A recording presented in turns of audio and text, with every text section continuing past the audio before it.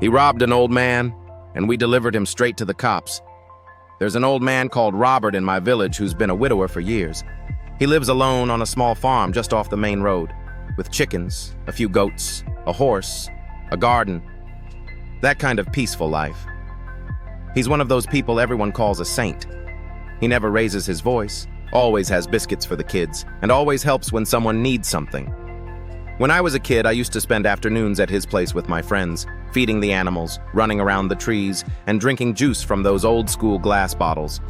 One of those friends was David, a kid who came from a rougher background, but was always welcome at the farm, just like the rest of us.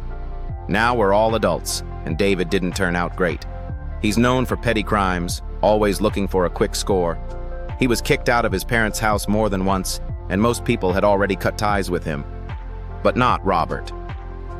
One night, a few days ago, David knocked on Robert's door asking for a place to crash. It was cold, and he said he had nowhere else to go. Robert, as always, let him in. He gave him a warm bed for the night. The next morning, he went to the local market to buy Chocapic cereal and something nice to make breakfast for David. But when he came back, he found David rummaging through a drawer where he kept some savings.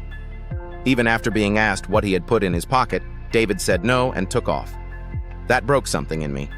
Me and another friend, who also grew up going to that farm, tracked him down and pretended we didn't know anything.